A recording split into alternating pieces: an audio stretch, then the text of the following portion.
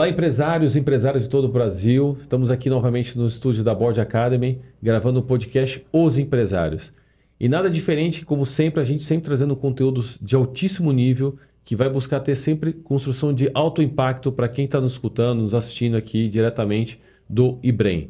Então, um dos pontos que eu quero sempre trazer para você reforçar, a gente aqui no IBREM tem um nobre propósito de levar, de fato, o conhecimento e o nível de consciência para os empresários, para que eles possam sempre levar o nível das suas empresas a chegar em segunda, terceira, quarta geração. Esse é o nosso grande objetivo.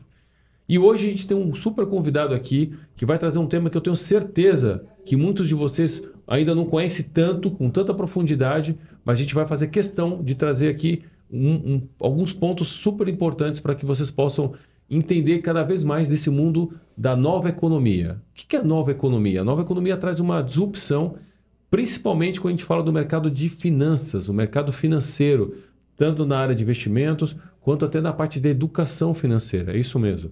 Então, eu vou trazer aqui, vou apresentar aqui daqui a pouco um grande convidado, um cara super especial, que já é amigo, eu já venho acompanhando a trajetória dele durante um bom período aqui, e uma pessoa que eu já passei a admirar, e já é de casa, né? Como todos os convidados, mas ele também já é de casa, aqui já é um board member, e já está aqui no IBREM, então é uma pessoa que vai contribuir muito aqui para o nosso dia de hoje. Então, Roberto Cunha, seja bem-vindo. Grande prazer estar aqui com você, meu amigo. Sucesso aí. Que honra estar aqui na sua frente, cara. Imagina, Roger. Obrigado por essa recepção calorosa, cara. A admiração é recíproca. E para mim, estar aqui na Board é um prazer. Como eu te falei, desde a primeira vez que a gente se conheceu, eu me sinto em casa aqui. Legal, que bom. Então, obrigado pelo convite e parabéns pelo conteúdo que vocês disponibilizam, que a Board disponibiliza, que com certeza contribui muito com o mercado, com os empresários. Exatamente, Roberto. A gente vem numa pegada muito forte que a gente fala que o que muda realmente o jogo, né, é o conhecimento. É isso que a gente acredita. A gente só está nessa mesa hoje aqui pelo conhecimento de tudo aquilo que a gente investiu. Também a gente gosta de reforçar também os professores que fizeram com que apoiasse a gente a ter uma boa educação, os nossos pais, sempre enaltecer também. E aí, Roberto, eu já queria te dar a palavra para você já se apresentar. Quem é o Roberto Cunha, esse grande CEO, investidor, empreendedor e intraempreendedor também da Oster? Então, por favor, Roberto. Maravilha, Roger. Obrigado. Bom, sou formado em administração pela Getúlio Vargas, tenho um mestrado na Escola Diplomática de Madrid em Diplomacia e Relações Internacionais e também retornei para o Brasil e fiz o meu doutorado em administração na FEA-USP, com uma tese em ênfase de gestão da inovação. Bom, parabéns. Obrigado. Falando profissionalmente, tive a passagem por algumas multinacionais, como a KPMG, Unilever. Passei também pelo Sebrae, onde eu pude apoiar micro e pequeno empresário. Foi um trabalho muito bacana que a gente fez lá. Participei também do Núcleo de Apoio à Gestão da Inovação e da FUSP, de projetos ali voltados para pequenas e médias empresas. Tive a oportunidade de fazer um estágio no Headquarters das Nações Unidas, em Nova York. Mas já faz 10 anos que eu venho empreendendo. Esse, inclusive, era o meu objetivo mesmo, ser um empreendedor. Cofundei 2 fintechs e recentemente recebi o convite da Oster Invest para assumir como CEO essa plataforma, que em breve eu entro em detalhes. Além disso, também recebi o convite da editora Senac para escrever um livro. Legal, então, hein? Já tem esse check aí na minha lista também, livro escrito.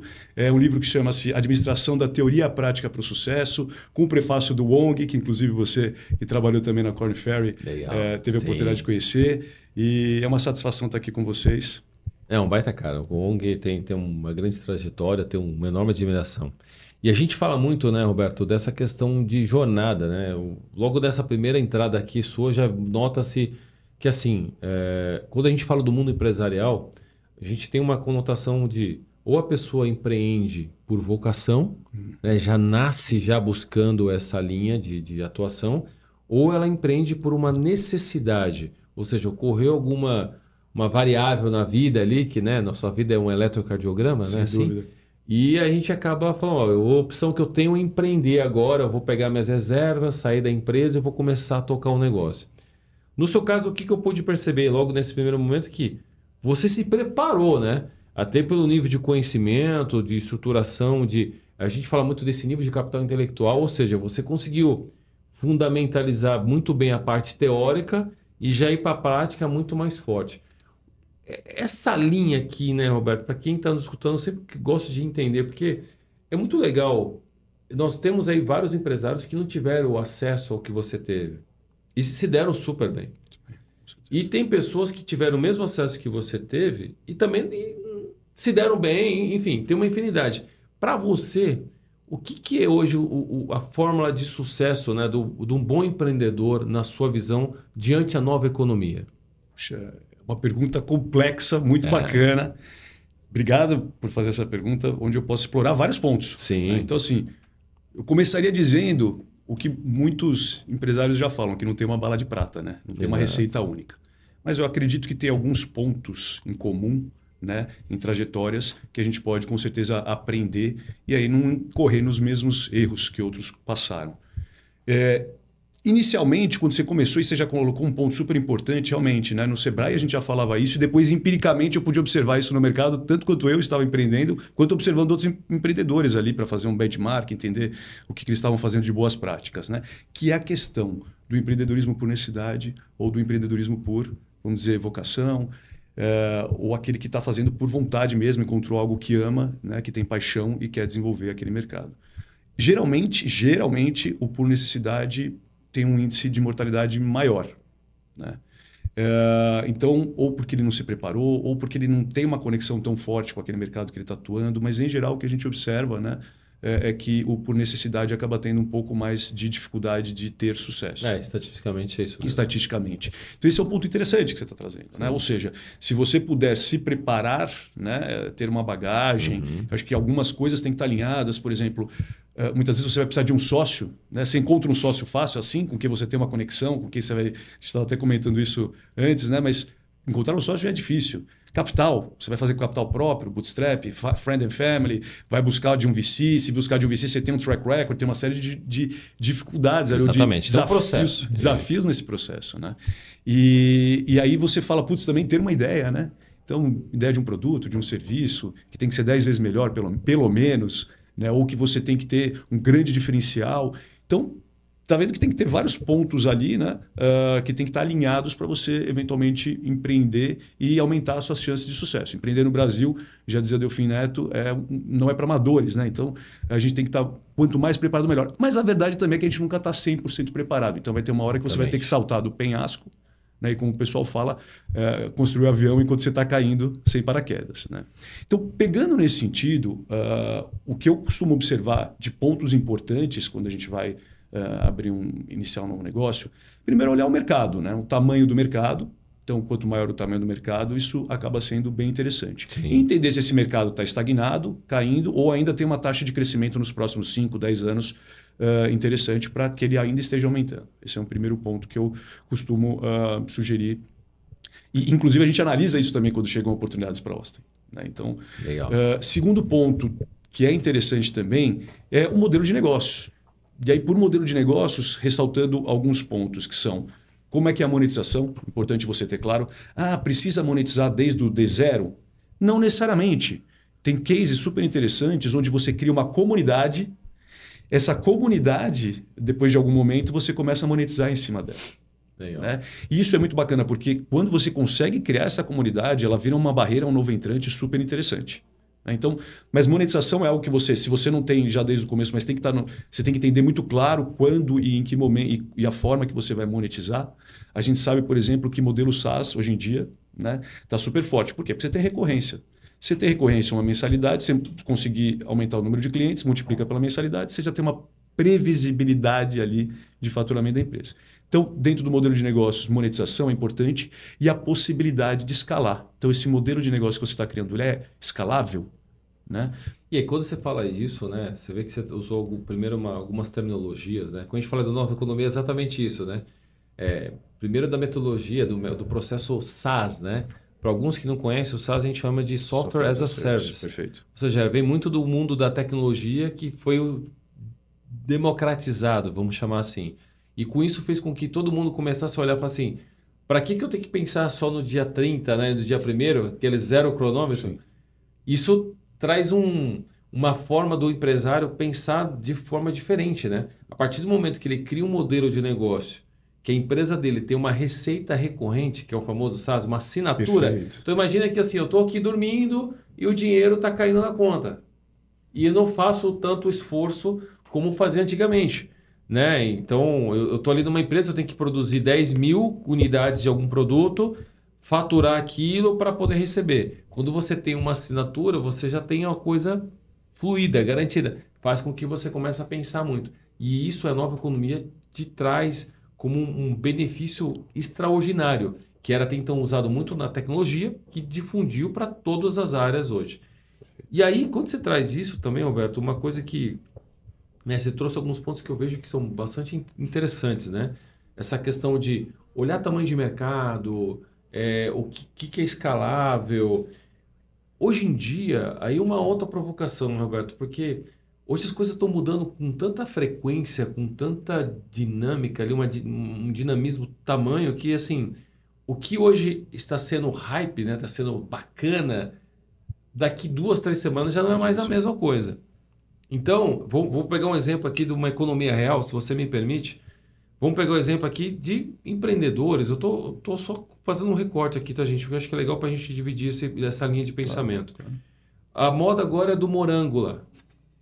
Então, a gente está pegando um produto ok, comum do dia a dia, que viralizou nas mídias, que todo mundo está investindo, fazendo e ganhando, né? Pegando ali e fazendo uma receita adicional, que era algo que alguém criou e virou hype. E aí eu já vi agora maracujá, eu já vi algumas frutas. Daqui a pouco isso passa. Assim como antigamente a gente falava das paletas mexicanas. Como que é isso na nova economia? Qual que é a sua visão de tudo isso? Porque às vezes a gente está num momento que vai muito pela hype e não pelo longo prazo. Legal.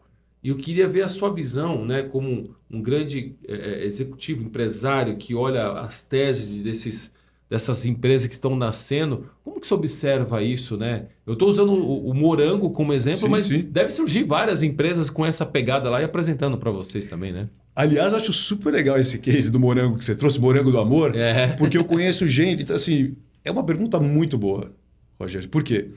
Eu conheço gente que está ganhando dinheiro com morango do amor, sabe como? Escrevendo livros com a ajuda da IA, prepare receitas de morango do amor. E depois ele escreve como vender morango do amor no iFood. Então, quer dizer, quando você pega um hype desse, tem gente que consegue faturar, né? Ter uma receita nesse hype. Então, eu não vejo um problema você faturar aproveitando um hype, aproveitando uma onda. Né? Exato. Porém, tenha muita clareza de que é um negócio temporário. Então, quando a gente fala de um produto que você quer ter uma sustentabilidade, um crescimento a longo prazo, uma visão de longo prazo, não entre no hype. Essa é a minha recomendação. O hype ele vai acabar.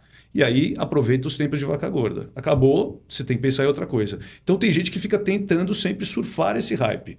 Quando a gente fala, ainda mais quando a gente olha do ponto de vista de investimento, eu não posso pegar uma startup, uma franquia, etc., que esteja se aproveitando de um hype, né? É muito complexo isso, como é que a gente vai ver isso numa visão de longo prazo? Isso aí. Então, de fato, eu evitaria, né, investir, pensando com uma visão de médio e longo prazo, em algo que está se aproveitando de um hype.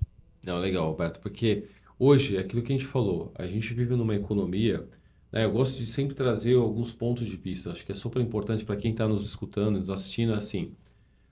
Eu chamo isso aqui de um Matrix, né? Vou usar assim, o Matrix. A gente tem dois mundos, né? A gente tem o mundo da economia tradicional, a economia real, que é o que acontece no dia a dia aqui. E nós temos uma economia surgindo, que é isso que a gente falou da nova economia, as pessoas criando algumas empresas muito fundamentadas já dentro de uma plataforma de tecnologia, muito já trazendo uma visão, né, que a gente fala que tem uma expressão em inglês que chama decoupling, né? Ela vai não decodificando, ela vai fragmentando um tipo de serviço e ali vão criando as startups. Então, vou dar um exemplo. Eu trabalho ainda há muito tempo com o mercado de recrutamento executivo. E dentro do processo de recrutamento executivo tem algumas etapas. E dentro dessas etapas surgiram algumas startups. Isso varia, isso divergiu para outros pontos também, seja de indústria, seja de serviço. E aí agora trazendo para o mundo, né, real, assim, para você, qual foi o maior desafio, né, de quando você montou sua fintech e olhando todo esse momento de mercado, se eu estou numa economia tradicional, se eu vou para uma economia, né, uma nova economia, o que foi o seu decisor ali, o divisor de águas para você? Isso é bacana. A gente vinha acompanhando ali o crescimento do BaaS, do Banking as a Service. Então, esse é uma onda, mas é uma onda que não é hype. Sim. Né? E aí, ao entender o que era BaaS, nós vimos que era possível criar uma camada de tecnologia que permitia você personalizar serviços financeiros, contribuindo para pequenas e médias empresas que muitas vezes não estavam sendo tão bem atendidas por grandes bancos tradicionais. Então, você veja que isso não é um hype, né? É uma onda que veio. A gente começou a surfar, não foi também no começo, tentou entender um pouco melhor como é que era e como a gente poderia se aproveitar. E, obviamente, que depois disso vem surgindo novos desafios, né? Então, a gente tem que estar sempre inovando, tentando melhorar o produto, reduzindo o CAC, custo de aquisição ao cliente, que é fundamental. Então, uma coisa que a gente olhou com muito carinho, aprendizado de empreendimentos anteriores, né? Quando é aprender B2C, com os erros, né? A gente fala com que certeza. Com os erros. Não, repetir o mesmo erro não dá. Né? Então, por exemplo, a primeira startup que eu tive, que nem era da parte de fintech, né? Era na área da saúde, a gente era B2C. E o custo de aquisição do cliente era um pouco complexo ali. A gente tinha que ser um pouco mais capital intensive, né? Tinha que fazer mais marketing e tal, e muitas vezes difícil de mensurar como é que é o retorno daquele valor que está sendo investido numa rede social, né? num Google, etc. Então, quando a gente já pensou nesse segundo momento, né? Do ponto de vista das duas fintechs, a gente já foi para o B2B. Entendi. E o B2B também foi uma decisão mais assertiva quando a gente foi trabalhar nessas novas oportunidades. Então, voltando até, né, a questão, a gente olhou, quando eu estava falando do tamanho do mercado atraente, nós olhamos a forma de monetização, muito interessante, o time, então um time forte, um time que se complementa, um time que entende daquele mercado, foi super importante também.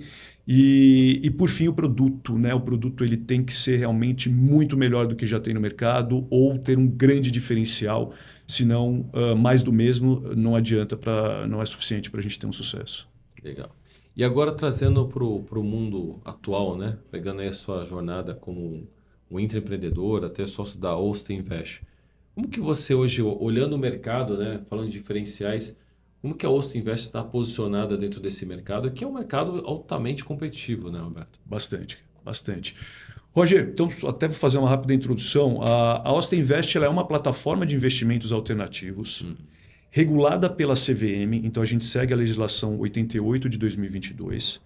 E a nossa missão é conectar investidores qualificados a oportunidades de negócios que a gente chama de promissoras. Tá bom.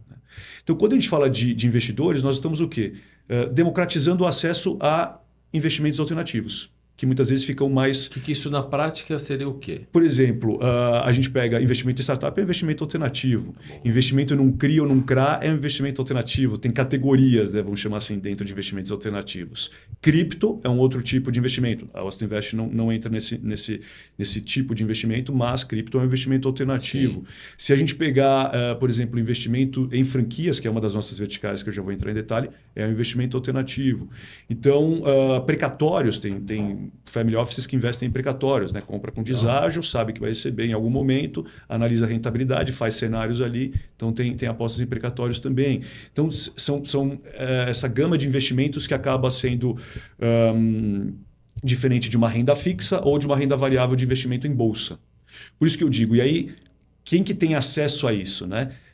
A esses investimentos alternativos? Cada vez está sendo mais democrático esse acesso e a gente está entrando como plataforma para contribuir também esse acesso para os investidores, de um lado.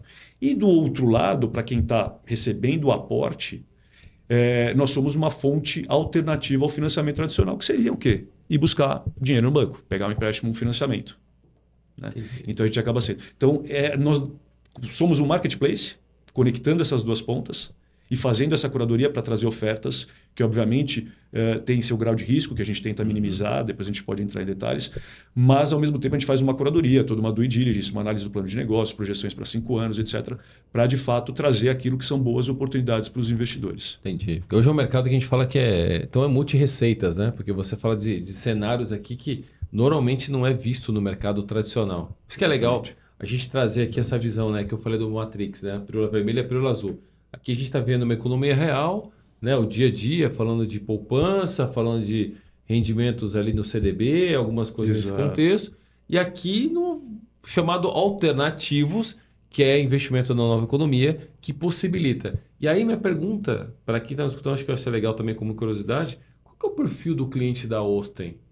O que vocês têm ali de busca, né? Que você falou aí do CAC, né? De custo de aquisição de clientes. Mas qual que é o perfil do cliente de vocês? Legal. Então, como eu estou falando de marketplace, nós temos 2 clientes. Legal. Temos que atender bem os dois. O investidor e a investida, né? A empresa, o empresário que está buscando a captação para poder desenvolver o seu negócio. Então, do ponto de vista do investidor, a gente busca um investidor qualificado, é um investidor que geralmente tem um patrimônio acima de R$1 milhão, né? Que tem essa possibilidade de, por mais que agora, nesse momento, eu costumo dizer que com a Selic a 15, Sim. a renda fixa é rainha, né? Então faz parte de geralmente 80%, 85% do portfólio de investimentos das pessoas. Então, por mais que tenha isso, né? Quando a gente pega um investidor qualificado, ele, dependendo do perfil, obviamente, mais arrojado, mais moderado ou até conservador, mas ele tende a colocar uma certa parcela do seu portfólio, até para fins de diversificação e de maximização da sua rentabilidade, ele tende a alocar em ativos mais que são mais arriscados, mas ao mesmo tempo tem um potencial de crescimento maior. Então eu diria que esse, do ponto de vista de investidor, é esse. E do ponto de vista de para quem a gente está captando, nós temos 3 grandes verticais. A primeira é a de franquias. Então a gente pode captar por uma franqueadora, depois se quiser eu entre em alguns cases que a gente já captou, ou por um multifranqueado, por um master franqueado. Não, pode falar, que eu acho legal até para quem está nos falando. Bacana. Alguns cases legais até para as pessoas entenderem as possibilidades. Legal. Vou dar um exemplo, daí já ficar concreto essas verticais. Sim. Obrigado, Roger. A segunda vertical é o do imobiliário e a terceira é do startup. Então veja que as 2 primeiras, elas são da economia real, no sentido de que tijolos, né, vamos dizer assim. Exatamente. Que, porventura, neste momento, com uma Selic a 15, acaba tendo até um pouco mais de apetite. Se a gente pega, por exemplo, uma franquia, provavelmente, claro que depende um pouco do estágio que ela está, mas ela tem um modelo de negócios mais sólido, uma marca um pouco mais conhecida, ainda que regionalmente. E aí, se alguém vai lá e abre uma unidade, ela tem uma perspectiva de distribuição de dividendos no curto e médio prazo, que a gente tem cases assim. Por outro lado, quando você pega numa startup, não vai ter uma distribuição de dividendos. Provavelmente, se você ganhar algo, vai ser num exit mais adiante. E esse exit vai demorar, imagino eu, de 5 a 8 anos, mais ou menos. Então, veja que essas 2 primeiras verticais, nesse momento, estão fazendo até mais sentido, imobiliário e franquias. Pegando alguns cases de exemplo, Roger. Um case super bacana, eu costumo dizer que é um dos nossos carros-chefes, é o Mundo Pão do Olivier Anquier. Então, nós captamos 3,4 milhões para eles, de forma que eles já tinham uma unidade do Mundo Pão no Conjunto Nacional, até onde eu estive ontem. E essa unidade, a captação foi para abrir mais 3 unidades, de forma que os investidores ficaram com participação em 4 unidades, uma que já estava faturando. As outras unidades são quiosques, Shopping Morumbi, Shopping Anália Franco, e a 4ª unidade é na República, é uma flagship, uma loja super bacana, onde ficava a Mr. The Sauer ali na República. Esse foi um case super legal. A gente tem modelo de negócio interessante, produto com diferencial, time forte. Tem âncora. Que é ele, né? Cereja do bolo, eu costumo brincar. Exatamente, eu costumo brincar que o Olivier é a cereja do bolo. Exatamente. Então esse é um case super legal. Temos um case também mais recente, captamos 1.525.000 para a Italien. É uma gelateria de sorvete soft premium. Estamos criando uma nova categoria de gelato, super interessante. E nesse caso, é um investimento na franqueadora, de forma que parte do valor captado é para abrir novas unidades e eles também vão rampar, né, com unidades franqueadas. É um case super legal. Temos um case, por exemplo, da Emagrecentro, que é uma franqueadora que tem mais de 400 unidades. Um multifranqueado nos conheceu, ele já tinha 5 unidades. Falou, putz, eu quero abrir uma unidade em Mojimirim. Captamos para ele abrir em Mojimirim, deu tão certo, ele falou, agora eu vou abrir uma em Vinhedo. Abriu o Vinhedo captando pela Osten. Então ele captou 2 pela Osten, está com um total de 7 unidades hoje.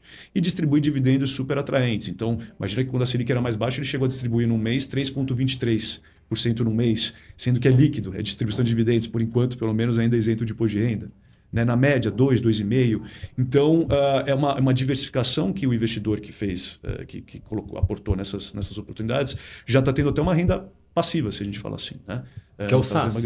Seria o SaaS. Ele não é fixo no sentido de 3%, né? Mas tem uma variação, obviamente, de acordo com a sazonalidade, mas ele tem essa renda passiva, sim. Legal.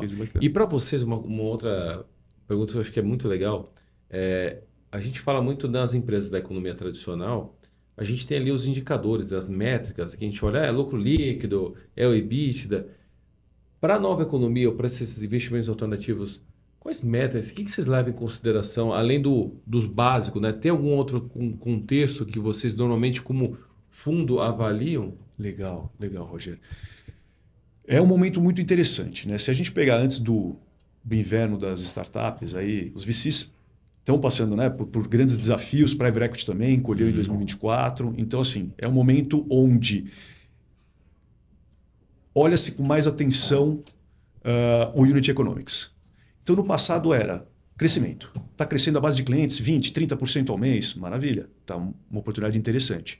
Ah, mas está queimando dinheiro para caramba para adquirir esses clientes. Não, mas está crescendo a base. Uma hora vai virar a chavinha e vai monetizar. E aí chegou o inverno das startups. Né? Ou seja, o cash burn acabou. Acabou. Né? Não era todo mundo que estava conseguindo virar a chavinha depois e monetizar essa base grande. De caixa. Não é mais esquema de caixa. Então o pessoal está olhando Unit Economics. Então, ao olhar Unit Economics, quando isso passa a ser um fator mais relevante do ponto de vista de quem está investindo, quais métricas que funcionam bem nesse sentido? Uma delas a gente vai olhar é o momento em que você vai chegar no break-even. Então, assim, tudo bem, ainda que seja uma projeção. Se já está no break-even, melhor ainda. Sim. Mas se você tem uma projeção, vamos avaliar se essa projeção faz sentido, validar as hipóteses, né, que fundamentam essa projeção e em que momento você vai ter esse break-even. Então, break-even é uma coisa que o pessoal está olhando com muito carinho. EBITDA continua sendo olhado, até porque dependendo do momento da startup, múltiplo de EBITDA funciona bem como valuation. Não adianta você querer também fazer aquele valuation altíssimo que muitos chegam, né, super inflados. Não, mas está aqui, se eu monetizar, se eu tiver essa receita, etc. Não, então vamos olhar um múltiplo de EBITDA, porque a gente sabe que dependendo do estágio, quanto mais early stage tiver, é algo mais de comum acordo entre as partes do que algo preciso que você faz na ponta do lápis. Né? E coisas que eu acho muito importantes e vão se tornar cada vez mais, né? Até pegando um outro termo legal, Roger, que é o Product Market Fit. Então, a partir do momento em que houve isso, aí o investidor até fica mais... que isso é demonstrado, o investidor fica até mais tranquilo de colocar dinheiro, porque ele fala, tá bom, ele já encontrou ali a necessidade do mercado, a dor do mercado, e ele está conseguindo atender bem a solução, essa dor do mercado. Sim. E aí o que acontece? Se chegou nesse momento, se esse momento é comprovado, se eu colocar dinheiro, ele vai só agora crescer. Né? E se ele ainda tiver um canal de distribuição onde ele consiga clientes com baixo CAC, melhor ainda. Então, para isso... tem algumas métricas. Por exemplo, o NPS. Né? Então, assim, poxa, o NPS está bom, eu estou conseguindo ter um baixo CAC, por quê? Porque boca a boca eu estou conseguindo pegar cliente. Meu produto está bom. São as referências, né, que vão trazendo mais base. Não precisa investir tanto no marketing digital para atrair clientes. Você entendeu? São indícios de que você teve o Product Market Fit. E aí, indicadores, aí podem ser vários, porque você pode até pegar, puxa, de um mercado, eu posso chegar num nicho, mas desse nicho eu represento, ainda que muito pequeno, eu tenho 80% desse mercado. É um Product Market Fit para aquele nicho, já é importante. Então, esses indicadores que comprovem aí o Product Market Fit, eu acho que eles vão ser olhados também com muita atenção. Por quê? Porque se eles corroborarem que chegou no momento onde eu vou colocar dinheiro, eu, investidor, vou colocar dinheiro, e aí, consequentemente, a empresa vai rampar o crescimento, isso é muito bom. Ou seja, né, Roberto, na prática, eu gosto sempre de exemplificar assim, cara, esse produto funciona, vai parar de pé esse negócio? Ou seja, tem cliente para isso? Tem cliente, o cliente vai comprar? Esse produto é viável financeiramente? O mercado está demandando esse tipo de produto, serviço? De novo, gente, eu sempre falo assim, o simples funciona. E para quem está sempre no mundo, tanto da economia tradicional quanto na nova economia, não perder essa habilidade do básico. Vamos ver se isso aqui funciona. Né? A gente vê muito, de novo, né, uma tendência para coisas que você fala, não, será que isso aqui vai funcionar? O cara traz uma visão. E aí você trouxe uma expressão na inverno das startups, né? Porque no passado eu era um cara que acompanhava muito esse movimento e olhava muitas teses de PPT, né? Ou seja, o cara trazia uma ideia, botava só ali no PowerPoint e falava, não, isso aqui vai valer $1 milhão. E ficava captando recurso de um monte de gente, o pessoal botava dinheiro, não deu certo, tá, beleza.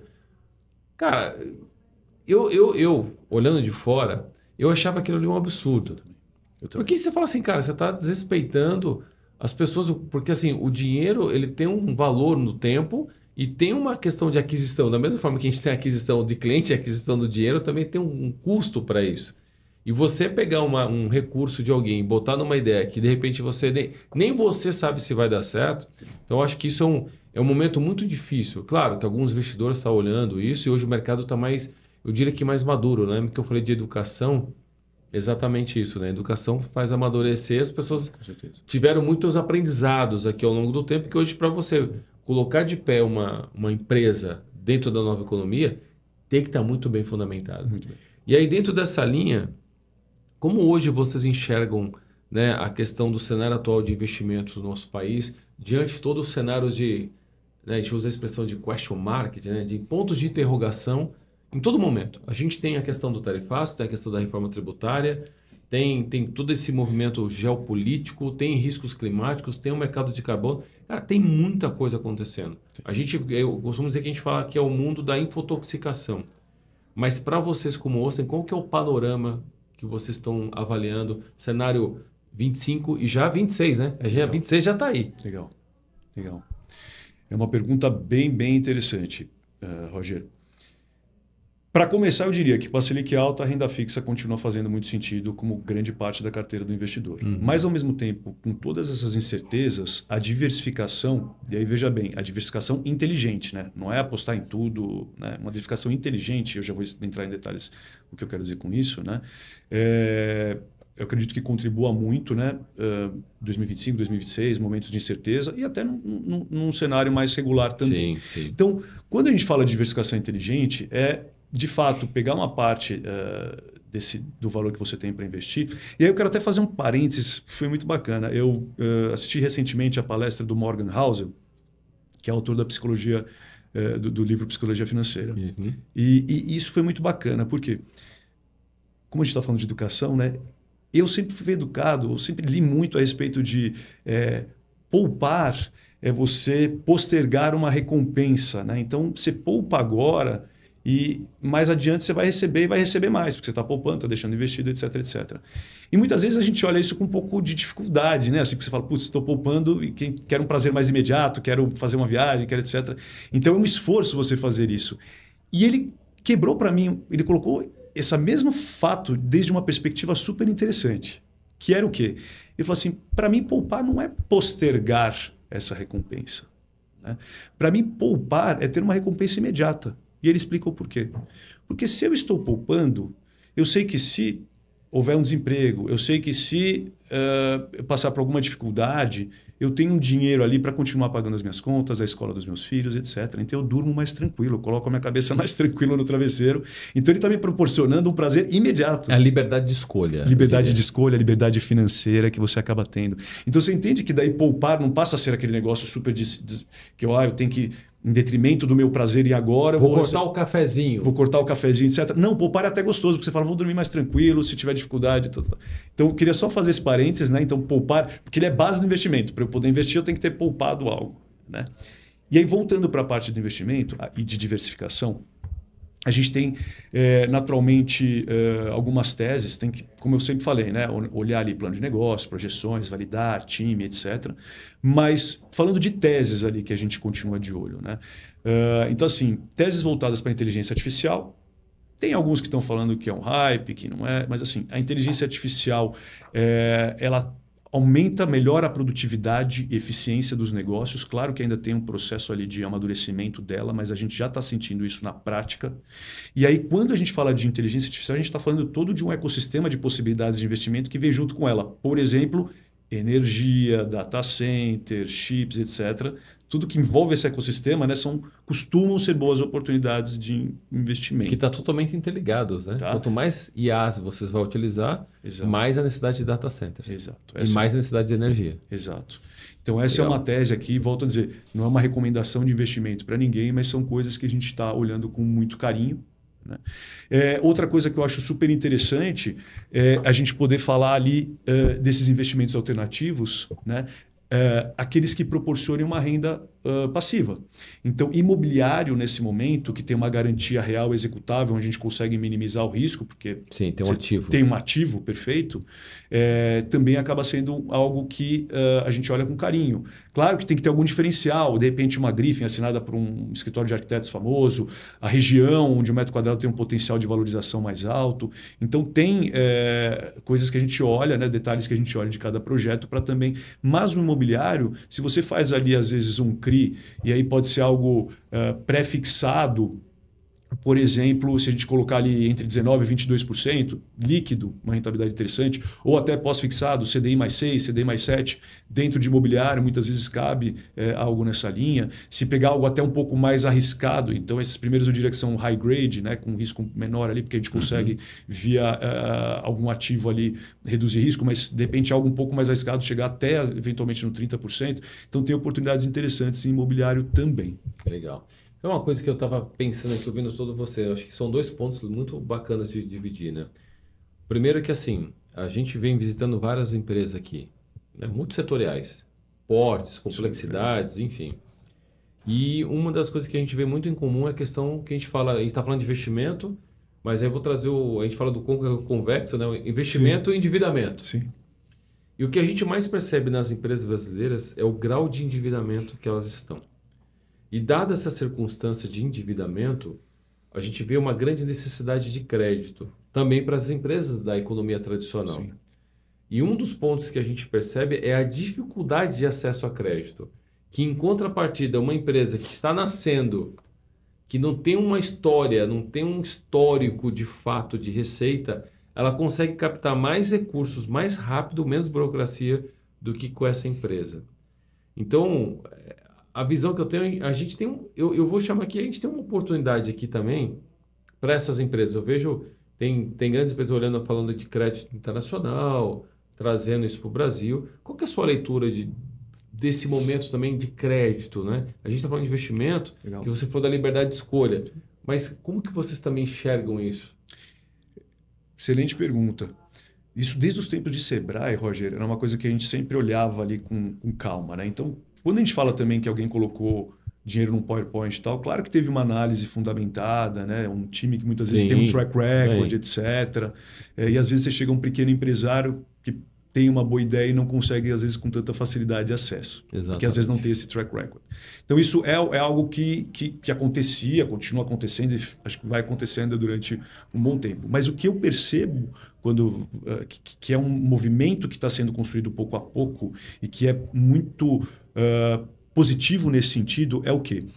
Quando a gente falava lá atrás, antes de Open Finance, antes de BaaS, de motor de crédito, estou pegando alguns termos ali, mas antes disso, o banco, quando ele ia emprestar para uma pequena empresa dessa, ele nem emprestava muitas vezes, né? Você não tem uma garantia, etc. Então, era muito mais difícil. Tinha um aval, que a gente fala, né? Vou avalizar aqui sem precisar garantia real. Exato. Agora é só com garantia real. E atualmente, nem com garantia real, às vezes está passando. Dificulta. Então, era assim, era o mesmo peso, a mesma medida para todas as empresas, independente se ela é uma micro, uma pequena, uma média ou uma grande. Era, né? E aí, a micro ou a pequena, vamos colocar assim, que poderiam ter, que tem riscos diferentes, dependendo do segmento, do time que está por trás, do produto, etc., ela também era tratada igual.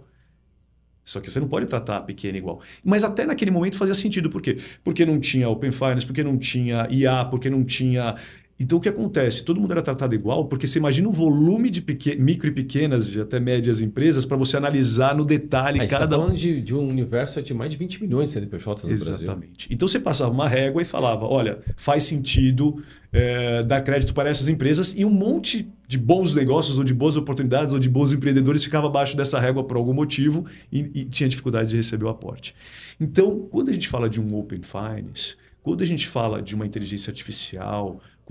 Isso permite escalar a análise de crédito e personalizar, né? E aí você consegue, com certeza, acredito eu que a tendência é você conseguir agora oferecer condições de créditos mais personalizadas de acordo com o risco específico de cada uma dessas empresas. Legal. E aí, consequentemente, tendo uma abrangência maior, né? Acho que essa é uma... porque quando a gente começa a observar todos esses movimentos, né, Roberto, que a gente... Até eu tive recentemente no Sebrae, coincidentemente, e na pauta ali, a gente estava discutindo formações de conselho, formação com alguns empresários. E aí eu falei para os diretores, eu falei assim, gente, vocês têm tanto acesso a crédito, vocês têm um recurso destinado à operação, né, do sistema S, tem tudo isso aqui. Por que vocês não criam um banco Sebrae? Aí eles olharam assim, né? Eu falei, cara, vocês precisavam criar um fundo aqui. A gente vê um monte de criação de FDICs, né, que são os fundos de direitos creditórios, né? Tem as securitizadoras, que o pessoal cada vez mais mexendo, né? Que hoje a gente olha o mercado, costumo dizer o seguinte, o dinheiro está... Quem ganha dinheiro hoje é quem empresta dinheiro. É aquilo que você falou, quem poupa obviamente tem as liberdades, então o banco, a pessoa que criou um fundo, ela conseguiu fazer uma boa captação, ela consegue emprestar, ela consegue ter uma margem de ganho infinitamente melhor do que produzindo uma cadeira. Mas o ponto que eu falei para ele, cara, por que você não cria um banco de fomento para as pequenas e médias? Porque eu vejo que isso é uma grande necessidade de fazer um aporte, porque a gente vê índices aí que tem dinheiro, tem recursos, mas eles não chegam às pequenas e médias empresas. E essas pequenas e médias não têm essa consciência, não têm essa informação. E ao mesmo tempo a gente já fica recebendo números de... As empresas no Brasil já bateram o recorde de recuperação judicial. Empresas do Brasil estão fechando em menos de 3 anos. O brasileiro, por natureza, nós somos muito empreendedores, muita gente querendo empreender e falta essa questão de educação e acesso ao crédito. Então, acho que esse é um tema, claro, muito complexo, tem diversas linhas aqui, mas eu já quero ir para uma outra configuração que é, na visão de vocês hoje, quais são as tendências, né, que estão moldando esse mercado em relação a esses investimentos alternativos para vocês da Osten?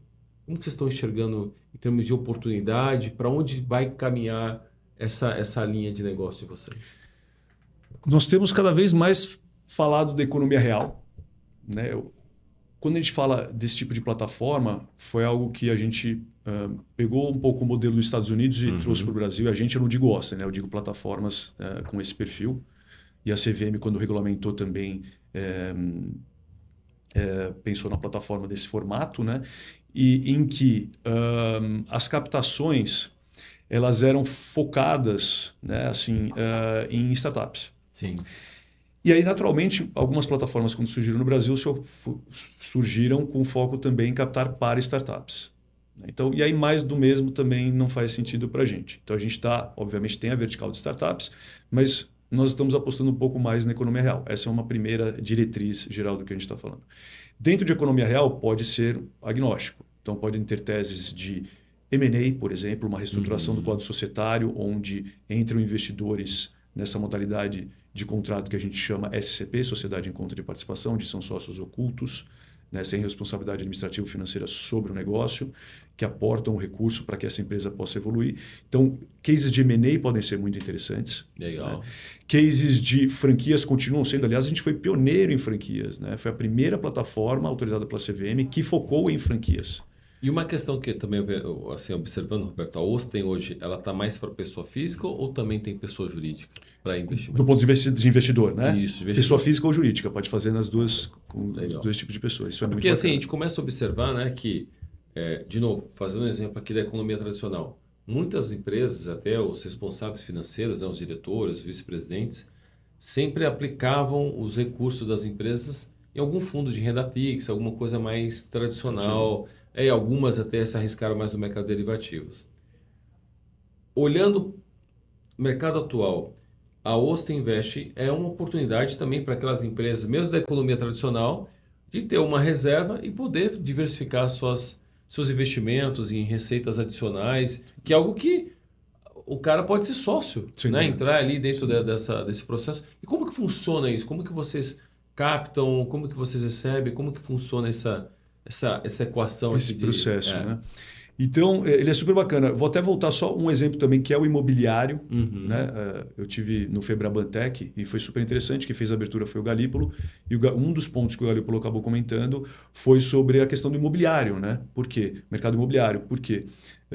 As pequenas e médias incorporadoras, muitas vezes, elas recorrem ao quê? A Caixa Econômica para poder fazer o financiamento do empreendimento. E a Caixa Econômica depende o quê? De uma boa parte, né, do recurso da poupança. E a poupança com a Selic a 15 enxugou. Né? Então, onde essas incorporadoras de pequeno e médio porte foram buscar recursos? Tem o plano empresarial junto a bancos, que também é uma oportunidade, sim, mas acabaram indo buscar onde? No mercado de capitais. E aí, para a gente também faz sentido, está fazendo cada vez mais sentido trabalhar também, apoiar, né, o segmento imobiliário por meio do mercado de capitais, sendo a gente esse veículo que permite essa conexão. Então, isso também é interessante, acaba sendo essa terceira fonte. O Galípolo comentou, né, como é que a gente acaba...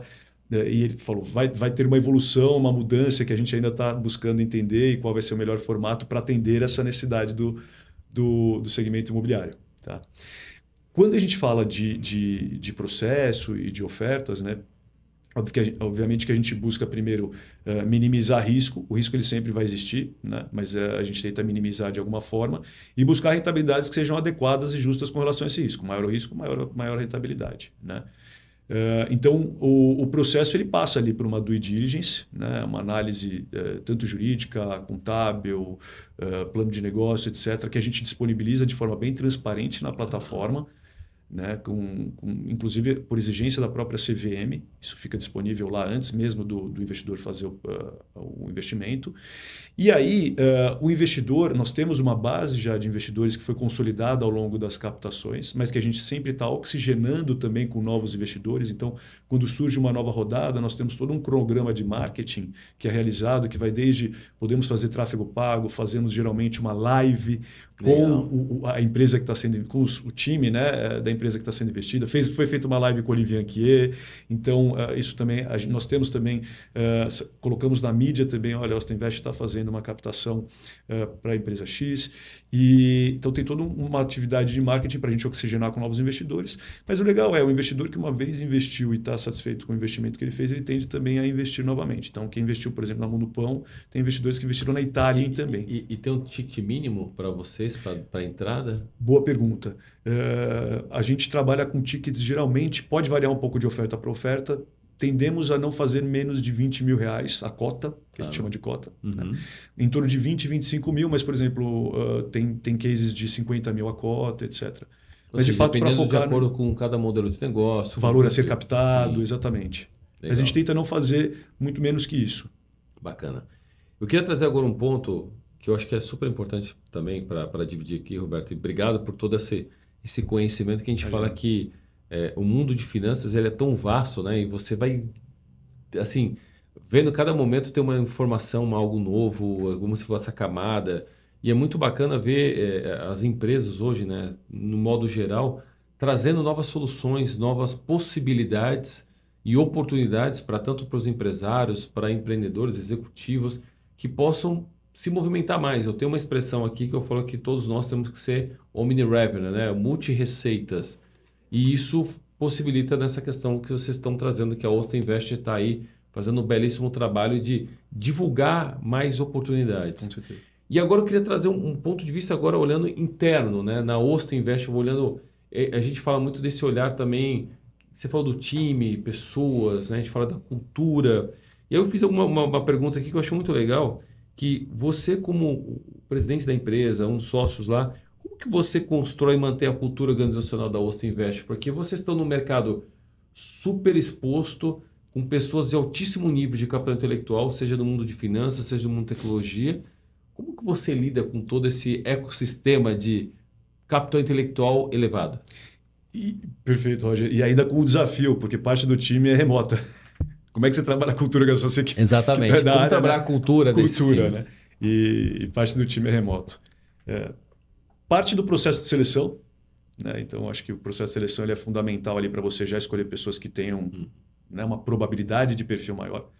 Mas a gente já sabe também, já vi vários empresários comentando que muitas vezes o processo de seleção, por mais que você coloque uma série de etapas e tal, é tipo flip the coin, né? Tipo 50% de acertar e 50% de errar. Então, por mais que você também tente fazer um bom processo de seleção, uma das coisas é, se não encaixou com o perfil, também dispensar rápido. Não adianta também ficar, né? Exatamente. Porque Isso cultura, uma coisa é a pessoa de repente não ter um conhecimento tão profundo daquilo que você precisa para aquela vaga e você dá o apoio para ela poder desenvolver nesse sentido, essa habilidade. E outra coisa é você mudar a cultura dela, né? Para ela se adaptar à cultura organizacional. Nenhum dos dois vai ficar feliz nesse sentido, né, Roger? Então, começa pela seleção. A seleção muitas vezes vai dar certo, muitas vezes não. Se não deu certo, dispensar rápido. E aí tem reuniões frequentes. Então, a gente tem, por mais que a gente esteja ali né, geograficamente relativamente disperso, né? Tem gente que está em São Paulo, tem gente que está em Curitiba, tem gente que está em Santa Catarina, tem gente no Nordeste, então tem gente no Rio Grande do Sul.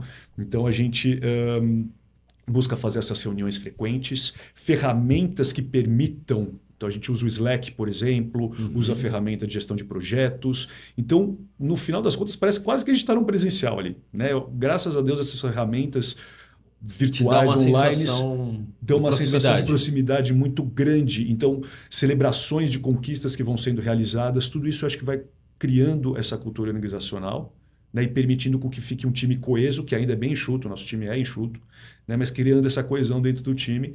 Então, quando entra uma oferta, e eu vi aqui vocês também, né, que a gente desce para ver uma grande vida de vocês, quer dizer, puxa, colocamos uma nova oferta, já tem um brinde ali, né, todo mundo celebrando essa nova oferta. Uma cultura de celebração. Cultura de celebração. Ao longo do processo, fechamos mais uma cota. sininho ali, todo mundo dando parabéns, etc. Não importa quem foi a vendedora, quem foi a pessoa da área comercial, etc. Né? E concluímos a oferta, mas então isso é muito bom, né? E a gente cria esses momentos de celebração que também vão unindo o time. E quando você tem a sua liderança, né? Como que o que você busca dentro de um líder que consegue ter uma atuação à distância e motivar as pessoas, né? O que normalmente se tem uma característica. Hoje você fala assim, a gente aqui da Osta Invest, a gente não abre mão de tais características. Para uma liderança, para uma pessoa ser um gestor lá dentro, um diretor, como que é? Excelente pergunta. Uma coisa que a gente olha muito é a iniciativa. Né? Então, teve, por exemplo, uma vaga de SDR, que eu contratei uma pessoa, e essa pessoa nem entendia tanto de investimentos. Só que ela tem muita iniciativa. Ela foi empreendedora durante muito tempo. O empreendedor tem que vestir vários chapéus. Então eu falei, puxa, se eu trouxer ela para cá e eu conseguir explicar para ela, ela tem a iniciativa, ela tem uma capacidade de absorver e ela tem capacidade de depois personalizar para vender esse produto. Então, iniciativa para mim é algo que eu valorizo muito. Claro que tem outras, né, habilidades, etc. Mas iniciativa e idoneidade, né, Roger? Também, né? Eu quero, se eu eventualmente não tiver, a pessoa está lá longe, né? Eu não quero ficar pensando, será que ela está trabalhando, será que não está, será que está fazendo? Então, assim, a gente poder ter esse jogo transparente, esse jogo aberto, né? Com esse grau de idoneidade é muito importante. Essas são duas coisas fundamentais para mim. E quando você observa isso, né? Você trata ali, a gente fala muito de uma gestão multigeracional também. E isso também vai de encontro com o que a gente fala, a adaptabilidade. Que eu vejo que isso é uma principal habilidade de todos nós, independente de gerações, temos que estar exercitando diariamente. Isso faz parte do nosso cotidiano. Se você não tem uma adaptabilidade, seja para... Eu falo que assim, o grande líder, na minha opinião, e o grande empresário é aquele que sabe lidar com diversidades e com adversidades. A partir do momento que você consegue entender desses dois ambientes aqui, eu tenho certeza que você vai ter uma empresa melhor, uma vida melhor. Concordo. E aí, indo nessa linha, né, a gente fala que também o empresário tem que tomar muitas decisões difíceis. Para você, tem alguma que te marcou, que você possa compartilhar aqui conosco, e falar, cara, a decisão mais difícil foi... Qual foi? Decisões difíceis, várias, né? A gente mas ali não, claro, vou dar um exemplo. No dia da Oster, porque imagina que assim, vocês estão num momento de alta voltagem, porque o mercado financeiro é um mercado de alta voltagem. Ele está exposto a todas as oscilações econômicas mundiais. Né? Se cai um negócio lá no Paquistão, impacta em alguma coisa que vocês estão movimentando aqui. Não, com certeza, Roger. Não, eu estou pensando assim, tem tantas, até é difícil escolher.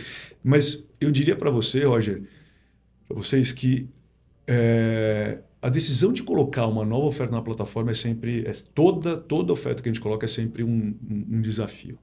Né? Porque é muito... às vezes chegam boas oportunidades. Você está chancelando. A gente está chancelando. Sua reputação. Exatamente. Ali, né? É reputacional. Exatamente. E a gente está chancelando. E, ao mesmo tempo, a gente sabe que empreender... Tem seus riscos. Tem seus riscos. Então, como é que a gente trabalha isso? Né? Na parte comercial, desde que eu assumi a Osta Invest, eu sempre deixo muito claro, eles assinam, né? Isso já era de antes, um termo de ciência e risco, mas a gente sempre deixa muito claro os riscos e ao mesmo tempo mostra o que a gente fez ao longo de todo o trabalho de conversa com essa empresa que está querendo captar, né? Com o time, etc. O que a gente fez para minimizar esses riscos. Mas a decisão de incluir uma oportunidade, né? Uma rodada na plataforma, ela é sempre desafiadora. E às vezes até... tendo a ser um pouco mais criterioso, então difícil às vezes deixar de fora, respondendo a sua pergunta agora mais objetivamente, difícil deixar de fora às vezes alguma oportunidade que eu falei, putz, se de repente eu tivesse dinheiro, eu até colocava, mas ainda está de repente faltando alguma coisa e por isso para a plataforma, para abrir para terceiros, ainda não estamos confortáveis. Claro que isso passa pelo conselho também, eu sempre trago as oportunidades, passo para o conselho, tento validar com contatos meus daquele mercado específico. Então, tem todo um processo ali, né? Sim. Mas, às vezes, eu posso, por ser criterioso demais, deixar passar alguma oportunidade boa. Assim como vários VCs já com certeza deixaram passar um Airbnb, um Uber, né? Porque naquele momento, aquele modelo de negócio talvez era tão, às vezes, até disruptivo, né? Que não fez sentido e eles já sentiram um risco um pouco mais elevado do que eles queriam assumir. Então, colocar uma oferta é sempre um desafio, porque eu fico preocupado. Será que eu deixei passar o próximo Uber, né? O próximo Airbnb, o próximo unicórnio? Legal, é diferente, é difícil mesmo. Muito bom. Gente, eu queria fazer agora aquele momento que eu falo que é o momento empreender, momento Ibrem. Então, gente, eu queria só fazer mais uma chamada aqui para todos vocês. No dia 14 de outubro, vamos fazer um workshop do Empremax. Isso mesmo, Empremax, levar a sua empresa ao máximo de potencial. O que é isso na prática? Nós vamos fazer aqui imersões. Imersões que estão ligadas totalmente a todos os temas que a gente trouxe aqui. A gente vai falar primeiro da imersão que a gente chama aqui internamente, Roberto, de Marcontech. É a integração do marketing, da área de vendas e tecnologia. Ou seja, imagine você ter essa tríade, entendendo todos os mecanismos que possa acelerar, levar a sua empresa no máximo. E ao mesmo tempo a gente tem uma outra imersão que complementa essa, que a gente vai falar de pessoas, de cultura, de processos, né? Trazendo essa visão também do cliente no centro, para que todo empresário, todo empreendedor entender como que ele articula dentro desse ecossistema que possa potencializar ainda mais. E já na sequência o Conselho de Empreendedores. Exatamente isso que o Ibrem entrega para você, empresário que está aí no campo de batalha do dia a dia, que a gente possa te apoiar na prática, trazendo processos, trazendo conexões de valor para que a sua empresa chegue ao máximo. Empremax, dia 14 de outubro, não percam. E aí, voltando aqui, indo nas palavras finais, né? Eu gosto muito de trazer também, a gente fala que tem as lições, a gente falou de os aprendizados, os erros. E aí, na sua visão, quais foram os maiores aprendizados e erros que você teve ao longo dessa jornada? E aí depois a gente faz um recorte aqui voltado para a Osten. Agora, como Roberto Cunha. Legal. Empresário, empreendedor, aí, como que você pudesse falar para nós? Primeiro, tomar decisão é melhor do que ficar em cima do muro. Então, se ela vai ser certa ou errada, tome uma decisão. Ficar ali no morno, geralmente não é uma boa opção. Excelente, né? Excelente ponto. E concordo. Aí, ao mesmo tempo que você tomou essa decisão, aí é você monitorar para ver se ela foi assertiva. Porque se ela não foi também, é você, de alguma forma, já corrigir rapidamente, o mais rápido possível. Eu acho que isso vem muito desse processo de iteração, né? Então, a gente nunca vai estar 100% preparado, sempre vai ter um risco que a gente vai correr, ver como é possível minimizar esse risco. Muitas vezes é começando bem lean, né? De uma forma bem enxuta, com MVP, etc., e desenvolvendo, validando a cada etapa. Então, tem algumas coisas ali que contribuem para minimizar esse risco. E esse eu diria que é um aprendizado muito grande meu, né? A gente acha, a primeira startup que eu cofundei com meu irmão, inclusive, a gente achou que a gente estava sendo lean, e a gente não estava sendo lean. Não estava começando enxuto. E a gente foi bootstrap, foi um MBA bem caro, por sinal. Então, aprendemos, está válido, tudo faz parte do processo. E eu diria que esse é um grande aprendizado. Segundo, e aí sendo um pouco mais específico, para mim, a gente entender o canal de distribuição, né? O custo de aquisição do cliente. Tentar buscar sempre os canais que vão ser mais eficientes, com o menor custo possível. CAC, para mim, é uma métrica fundamental para a gente olhar. Né? E aí, nesse sentido, né, o canal de distribuição que fizer mais sentido para aquele negócio vai ser super relevante. Ah, você vai saber de primeira? Não necessariamente. Então, faça pequenos pilotos. Acho que existem aí, tem gente que fala 21 canais ali diferentes que você pode explorar, seja parceria, seja tráfego pago, seja via relações públicas, fazer media press, etc. Então, testar, fazer pequenos pilotos rápidos, porque você pode até se surpreender. Às vezes eu acho que o Google não ia dar certo, o Google Ads não ia dar certo para um determinado empreendimento ou para uma determinada oportunidade, deu. E às vezes eu achei que o Instagram ia dar e não deu. Né? Então, fazer esses pequenos pilotos e ter essa assertividade, né? de qual vai ser o menor custo de aquisição. Isso é muito relevante. Por quê? Porque o mundo ideal até seria o zero, né? O CAC zero, que é um pouco o boca a boca que a gente fala. Exatamente, que é são as referências. É isso aí. E aí volta naquele ponto que a gente estava comentando, Roger, da questão do Product Market Fit. Por quê? Porque a partir do momento, e esse é um momento de celebração muito grande, onde a demanda pelo seu produto ou serviço não é mais empurrada e sim puxada, o mercado está falando, putz, tem uma oportunidade bacana aí, está resolvendo uma dor. Né? Não é nice to have, um produto nice to have, um produto vitamin, que já é um pouquinho mais legal. Sim.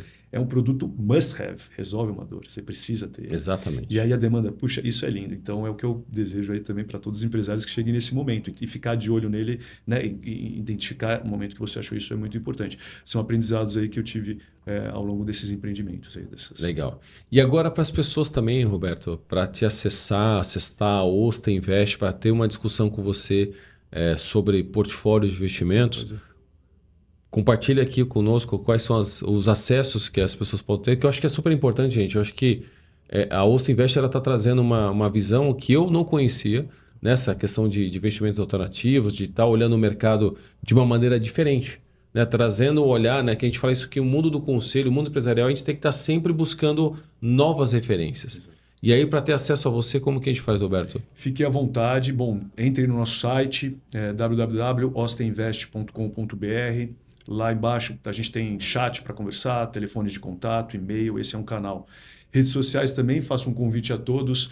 Estamos no Instagram, LinkedIn, para seguir lá também. A gente posta conteúdos bacanas, interessantes, relevantes para investidor. Então também é uma boa oportunidade.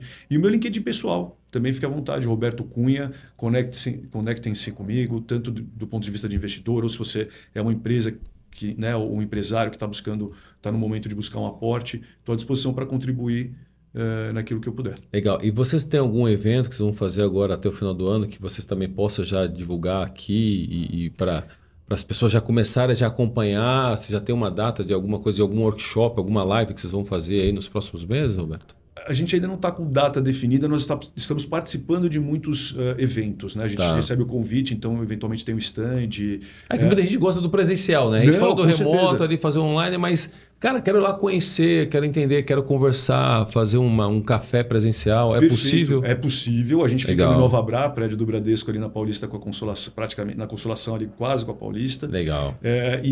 Nós vamos estar agora no Startup Summit, em Floripa. Né, final de agosto. Então também vamos estar lá, por favor, fique à vontade para entrar em contato. E por isso que eu falei, a gente está sempre participamos do Solve Summit, a gente está sempre presente nesses eventos. Muito bom, Roberto Cunha, Osta Invest, sempre aqui conosco, nos apoiando também. E você, empresário, empresária, mais uma vez, estão convidados também a segui-los aí, a Osta Invest. Eu tenho certeza que vocês vão ter muitas oportunidades de ajudar ainda mais a crescer as suas empresas. E também fortalecendo aqui que a gente falou do IBREM, nós temos o Empremax. Mais uma vez fica o convite a todos a participar no dia 14 de outubro, às 19 horas. A gente vai fazer um convite especial para você. Então, mais uma vez eu quero agradecer aqui ao meu amigo Roberto Cunha, tá compartilhando conosco aqui esse conteúdo aqui maravilhoso. Eu sou muito fã, não só de você, como da Osta Invest também. Então, mais uma vez eu quero agradecer aqui em nome do IBREM, a todos nós aqui de você estar participando conosco do nosso podcast. E também a quem está nos escutando, nos assistindo, um grande abraço e até breve.